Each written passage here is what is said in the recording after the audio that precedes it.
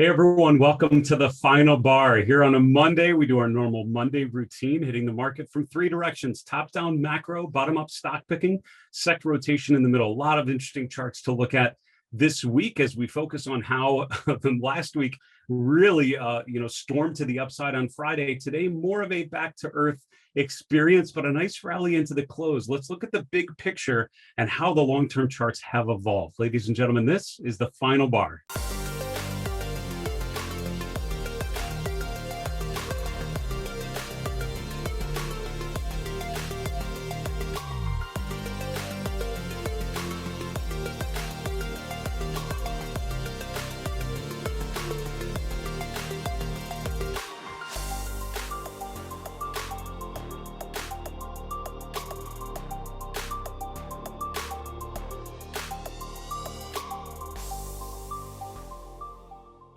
Hello, everyone. Welcome to the final bar. I'm your host, Dave Keller. I'm the Chief Market Strategist here at StockCharts.com in a rainy Redmond, Washington. Thanks for joining us every weekday after the close as we look at the markets together using charts, using the power of data visualization to understand investor behavior, fear, greed, excitement, desperation, euphoria, panic. All of those arguably are reflected in the prices of assets. And by looking at the charts, and how the charts evolve over time, we can lean into what's working, we can lean away from what's not working. We can focus on where the momentum is shifting. And if you like momentum shifts and you like volatility, this year has not disappointed, especially recent weeks, where you've had plenty of rotations, lots of choppiness. And when I'm looking at certain charts, maybe Apple comes to mind. It's sort of a sideways, consolidative, choppy sort of pattern. That's sort of what the overall market feels like. However, there are stocks breaking out to the upside, like HR Block, just fine. There are stocks breaking down just as easily, and we're going to look at as many examples of those as we can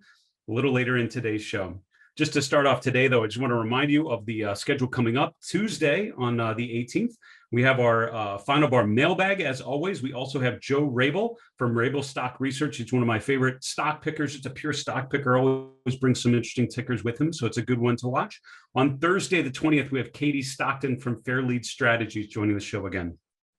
Then coming up next week, that whole next week of May 24th, we have a new series called Chart School. And every day, we're going to focus next week on idea generation. We have a series of experts that are all going to bring some of their scans with them. They're going to show you how they use the scanning engine on stock charts to generate ideas.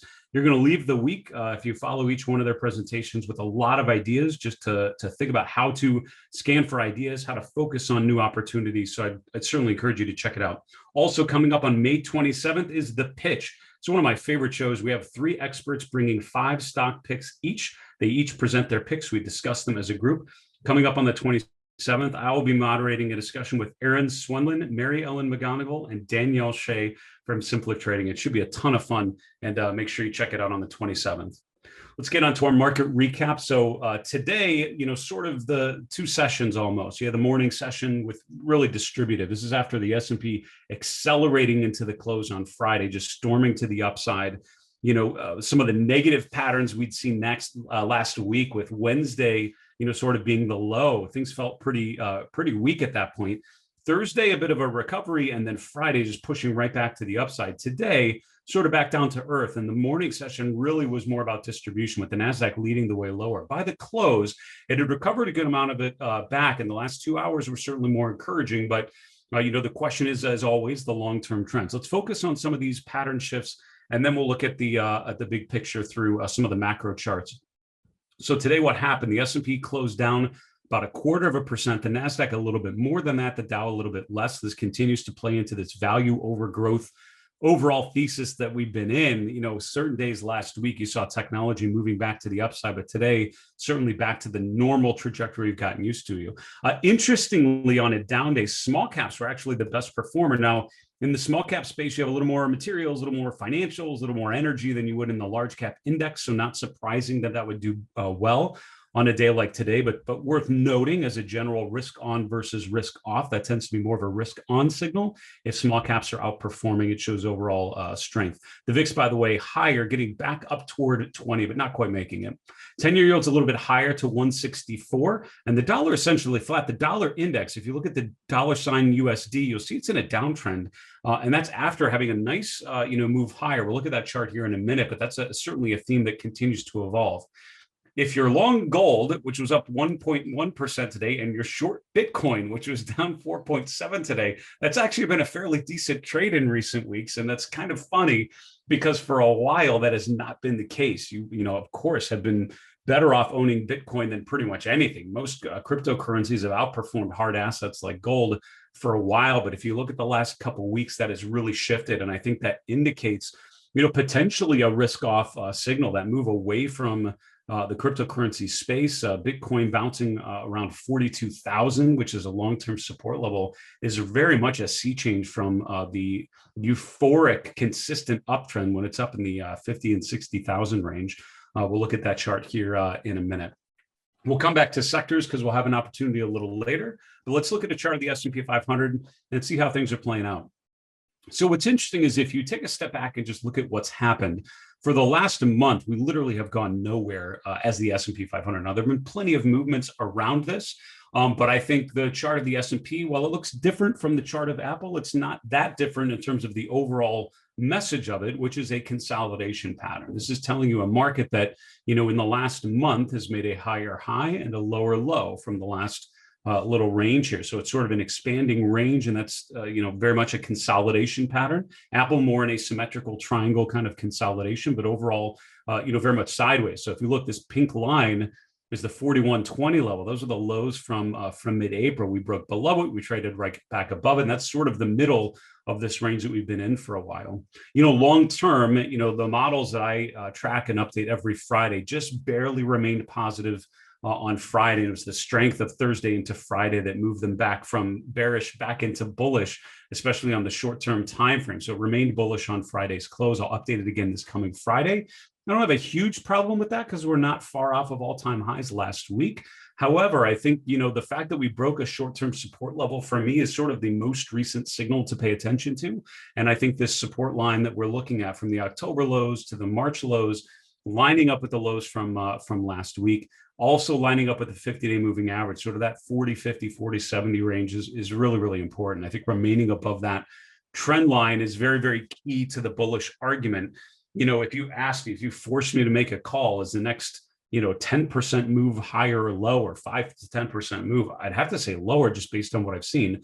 I would not be surprised if the answer ended up being higher because I've learned to follow the trends, and overall the trends have remained positive until proven otherwise. I think we break the 50-day. I think we break this trend line. It's going to become harder and harder to justify the market being an uptrend and remaining sort of long and strong, aggressive to the upside. What's interesting is it's not just about this individual chart, by the way. There are a lot of individual stocks that are at key points as well, right? And for the market to go down, for the S&P to break down through the 50-day, a lot of charts that are hanging in and looking okay would probably start looking not okay. And that's why this process of looking big picture, then sectors, then individual stocks makes a ton of sense. And it really mirrors my own process of trying to make sense of the markets together.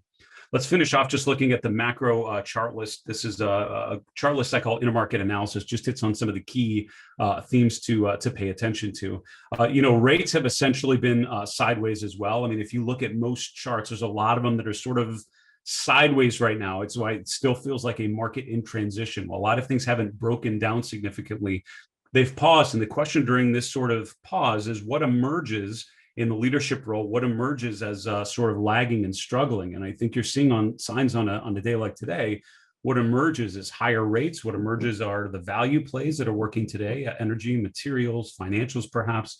And what doesn't work, things like growth sectors like technology and communication services. Again, we'll have to see. We'll see what the charts will tell us. I would say on the 10-year, this is a really important chart to watch. Holding 150, I think was really key, last week or two. I think that continuing to happen sort of indicates a continued pattern of higher rates or betting overall on elevated rates relative to the range that they've been in a while. If you look at the chart of the dollar, by the way, look at how this is reversed. And what's funny, again, another one of these, we'll look at how, for the last 6 months, really haven't gone a ton of place, a ton away from where it started.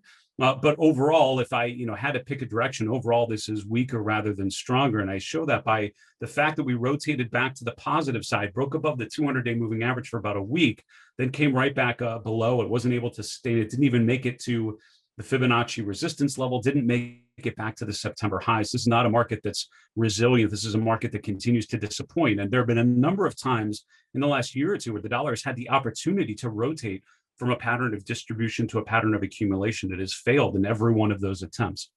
I think this most recent move was a key one. We've now broken trend lines. If you take the most recent lows, this is once again in a downtrend. I think all signs point to a continued weaker dollar until proven otherwise. I want to finish off very quickly before we go to cryptocurrencies. We've talked about the strength in gold plenty. I think it's worth recognizing the weakness in Bitcoin. What's really interesting on this chart right now is if you use the Fibonacci retracements, take the September 2020 low, take the high from last month in April, you can see we bounced off the 38.2% retracement. Oh, hold on a second. Where am I at? Nope. Sorry. I was going to say that did not sound right at all. You take the low from January. Sorry about that. Take the high from April. You can see we've then broken to the 50% retracement. We're now to 61.8% of the way.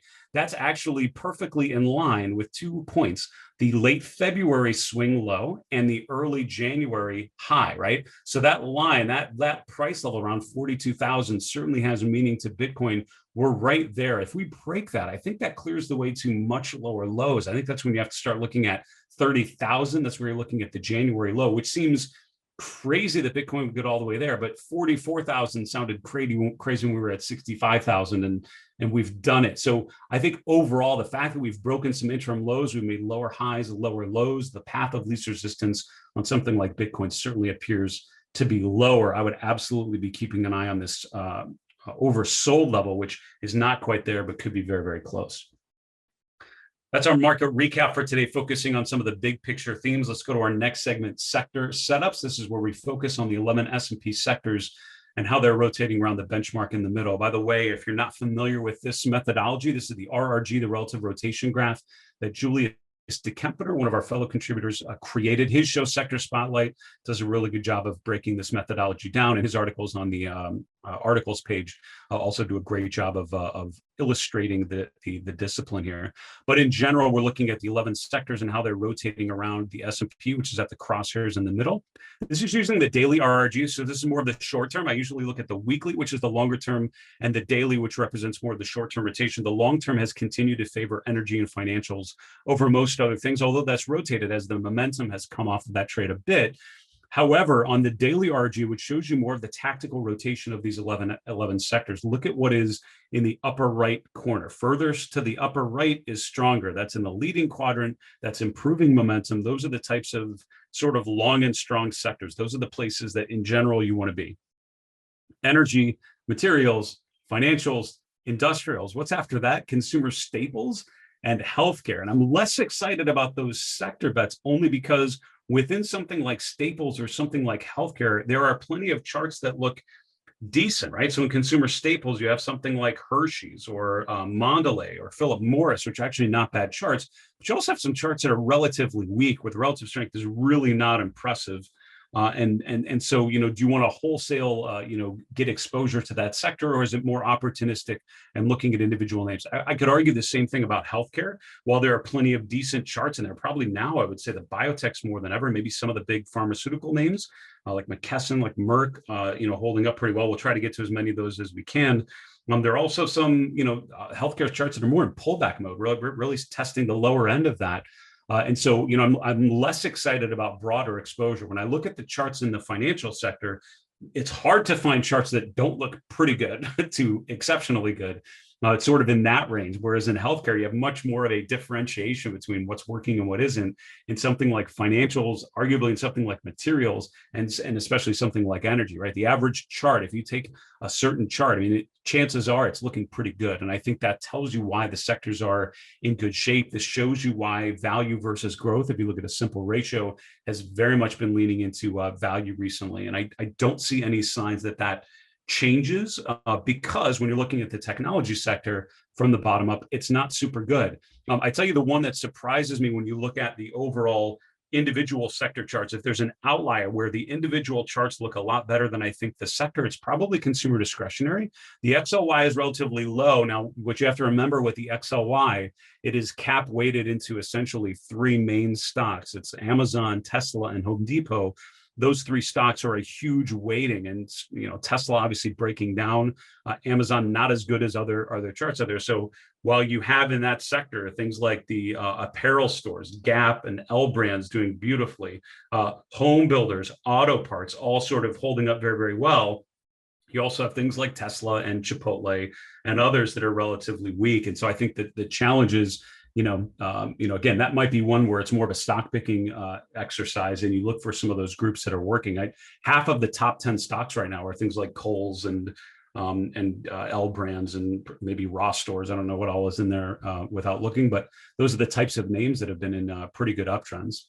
So overall, that's where the 11 S&P sectors are rotating. Let's look at the candle glance page. So this is where we look at them on the candle glance version. This is sort of mimicking a trick we used to do with a bunch of printouts, throw them all on a table, sort of put them in piles to see what's working and what doesn't. I found that to be a really good exercise to try to differentiate what charts are working and what charts aren't. And, I'm struck by something like discretionary below its 50-day moving average, something like technology, which looks very similar. And again, while overall on the zoom out weekly time frame essentially continues to make higher highs and higher lows, that's totally valid. But you compare that with the chart of financials up and to the right, the chart of energy rotating out of a base. This is sort of a big cup and handle pattern on the XLE. Industrials, just like an arrow up and to the right. Those are the sectors that impress me on a price basis, right? The trends that are in place. And again, here when we come out of the break, we'll look at the individual names that comprise some of those sectors, and you'll see hopefully what I'm seeing, which is that the trends overall relatively persistent. I think the biggest challenge for this market, the weakness in stocks within discretionary, within technology, and some of those growth-oriented sectors. We're going to take a quick commercial break. We'll be back with my next segment, Shifting Stocks. We'll see you in a minute.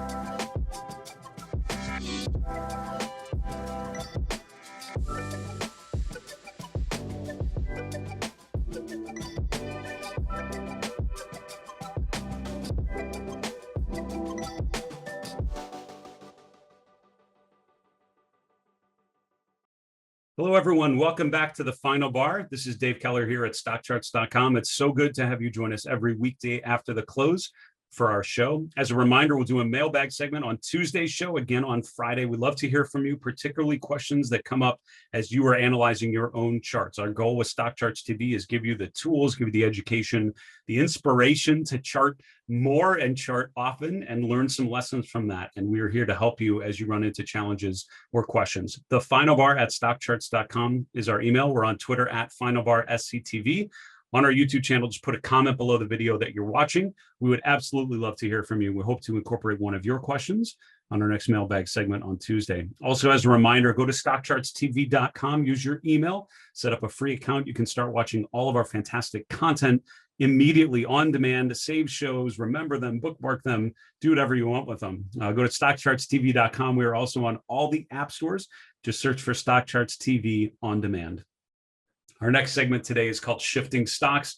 So again, the show on Monday sort of mimics my general approach to technical analysis, which is to start macro and go to micro, to start with the big picture, look at broad equity indexes and other asset classes to see how different things are related, then go through the 11 sectors and industry groups. To be honest with you, is sort of my process to focus on all the patterns that I can think of and look at some big picture rotations. And then I've learned over my career the value of looking at individual names. Whether or not you are trading individual stocks, there is so much message in what some of those individual stocks and groups are doing. And I've seen many times in my career where we're seeing a pattern emerge, seeing rotations in the groups and individual names, as opposed to just looking at the broad S&P. A lot of times you will find things happen on the individual stock charts and then later sort of gets baked into the broad market. That's why things like breadth and looking at individual charts can be so helpful.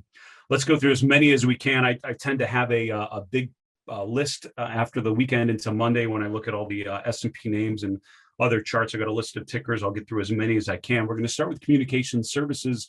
And, Disney, if there was a chart that, represented the sector, that's kind of tough because communication services has quite a mix. Disney might be one of them.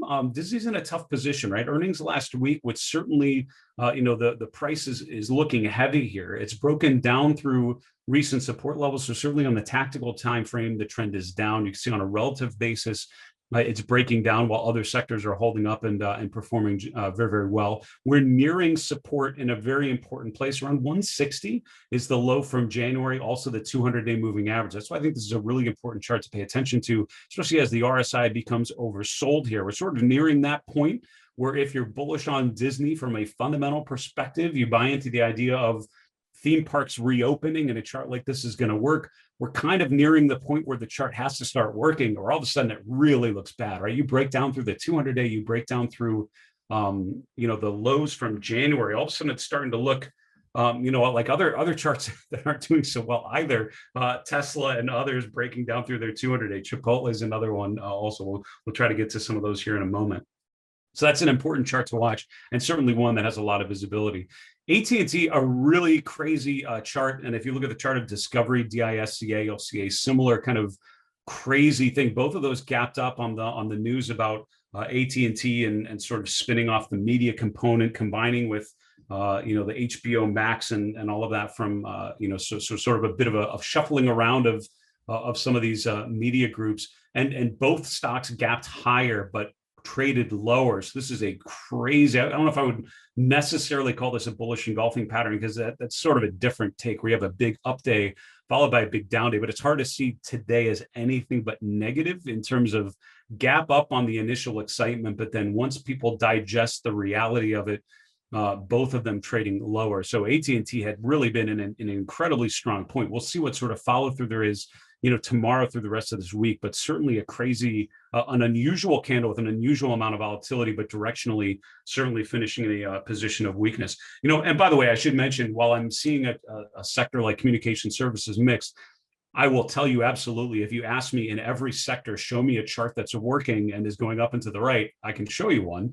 This isn't the one that I meant. Sorry, TMUS, T-Mobile. I was going to say one of these, right? You have a chart like T-Mobile, which is actually rotating back to the upside, breaking above the January high, retesting it, and going up, sort of this nice basing pattern, rotating to the upside. So even within a sector that I think has some challenges, there are certainly charts that look pretty interesting. Video games are another group in there. I think they're interesting to watch. I mentioned within consumer discretionary, there are a lot of charts that are working, so we don't have to go through all of those. But certainly, if you look at any of the apparel makers, retail stocks like Gap, L Brands, Ross Stores, TJ Maxx, many of those, by the way, reporting earnings this week. So those are important ones to watch. But the trends overall very, very healthy at this point. Be interesting to see if they still look the way at the end of this week. Also, auto parts, certainly looking strong. But some actionable charts that I think are worth paying attention to. Tesla is at a pivotal moment. We talked about, looking at something like Disney approaching its 200-day. Tesla's kind of there. It's at its 200-day. It's at the low from March. This is really close to looking like a really ugly chart. And it reminds me of things like Peloton that have already done the breakdown. They already hit the 200-day, hit the previous low, and then resolved to the downside. I think that chart looks pretty weak. All things considered, Tesla's really close to having a similar, very negative look. Now, it's oversold right at the 200-day, which is why it's not unreasonable to expect a bit of a bounce, especially coming off of support. But that sort of level breaks, and I'd be concerned about follow through to the downside as people sort of move on to other things. Chipotle, by the way, in a very similar sort of pattern. And again, I think if the S&P, if the market goes lower, you'll see charts like this fail massively, fail brilliantly at their 200-day moving average. In terms of encouraging charts, I think something like Ford might be an interesting one. They have sort of the all-electric F-150 that was getting some conversation last week into the weekend. And you're seeing a nice bounce off of sort of the 1150 range, testing the 50-day moving average from below. If that can regain it, start to put in a new swing high above 1250, could be an interesting improvement in a chart that's sort of in that same group as Tesla, but starting to do okay. Home builders, by the way, interesting charts, all pulling back to their 50-day, and I'd pay attention to that one. Continuing on here, within the financial sector, what happens is when I'm looking at the financial stocks, I keep looking at the tickers because they all the charts start to look very similar, and it's across different groups. So if I'm looking at Goldman Sachs, if I'm looking at Morgan Stanley, BlackRock, nope, that's not the one I was thinking. What's the other one? Benefit, Franklin Resources. There's some decent charts that are overall in pretty good uptrends, making new swing highs, making new relative highs. And it's also a lot of the regional banks. Now, obviously, this is a play on rates going higher, the yield curves remaining steep or steepening from here. That's sort of what's happening. But the prices of these charts are telling you that we're sort of in good shape, that the conditions are going to remain fairly strong. And most regional banks, a lot of regional banks look kind of like the chart of Key. So I don't want to go through all of them, but kind of interesting ones to pay attention to. We only have another minute or two, but I'll finish off maybe within two things I'll hit. Number one is biotechs. If you look at AbbVie, there's some charts that are sort of in good trends. So within biotech, you actually have a good differentiation. There are different charts that are sort of separating. I think Regeneron is maybe a really interesting one to see. This group is starting to improve. You could argue, and one of my guests last week was talking about, what to do in a period of inflation. They suggested biotechs is a good place to sort of hide out. You're seeing a nice bounce in the last week or so. It'd be interesting to see if a stock like Regeneron can regain its 200-day moving average. It's been below it for a while. So that's certainly one thing I would be looking at. Finally, you have to show some things within tech. Why I'm not excited about technology is because for every chart that's kind of holding up, you have a bunch of charts that look like CTSH, breaking down through support, breaking down through the 200-day. And, I could go with a lot of these. End phase looks kind of similar. And again, it's not that these are, it's not that there aren't charts within technology that are decent, that are okay, but there are a lot of charts that look less than okay and look relatively weak. We'll finish with Apple. I mean, if you look at the chart of Apple over the last couple months, this is a consolidation phase. This is a narrowing of the range. This is an equilibrium around 125 to 130. That has to break one way or the other. We break above trendline resistance, or we break below trendline support, break below the 200-day. I'm nervous about what would happen, or I'm very aware of what could happen if the answer is down, because I think that would indicate you could have an acceleration to the downside if stocks like Apple are unable to hold their 200-day moving average. But that was a lot of tickers to get through. I hope that was interesting. We need to wrap the show though and go to the 3 and 3 charts, 3 minutes. Here we go. Chart number one, and actually for today, I actually took 3 different ratios. I was looking at a bunch of different ratios earlier today, and I thought it'd be kind of interesting to hit on 3 ratios that I think tell the story, or part of the story of what's going on right now. Number one, it's the relative weakness in semiconductors. We didn't look at any of the semiconductor charts just now, but a lot of them are in pullback mode. Things like AMD, AVGO, Skyworks pulling back to key moving averages. The SMH has not held its 200-day. If I'm looking at the relative strength, and this year I'm looking at the relative strength of the SMH versus the SPY. So semiconductors versus the broad market failing at its 200-day moving average, breaking below the low from March. So a lot of those charts are sort of at wait and see mode. They're sort of at a key support level. The fact that this group is underperforming so strongly, again, that makes me think to, if I'm in equities, to lean more into value over growth until something like this turns higher. This is a bellwether group that a lot of people very justifiably look at for an overall sign of market strength. I'll tell you another ratio that tells the story. We can look at growth versus value, those charts obviously breaking lower. This is a ratio looking at the financial sector versus the technology sector. And if I told you a year ago, guess what? You're going to be in a situation where financials are dramatically outperforming technology. You'd say that hasn't happened in years. And you're absolutely right. This is a change from the September market peak, that consolidation phase, to now. Financials have handily outperformed the technology sector. So when you talk about the return of growth, the return of the FANG trade, the return of speculative technology, more newer technology names, I'm looking at this chart and I'm thinking, this is telling me to own banks, not to be owning technology stocks right now. And again, until that ratio really breaks down, which it hasn't, tells you that theme is still working. Finally, this is a really, really interesting one. Now, this is still early days, but, I pay a lot of attention to the chart of gold, as I have for many years. I firmly believe that gold has a chance of going materially higher from here. I think that's a decent potential. I also think there's a potential for Bitcoin to go much lower than people think. And when it continue to go higher and higher, again, the whole idea of most cryptocurrencies at this point is assuming someone else is going to come in and want to continue to buy it after you're done. And what you've seen recently is that's starting to not work. This ratio just starting to turn higher in the last 4 to 6 weeks. I'll be very interested to see if gold continues to outperform Bitcoin.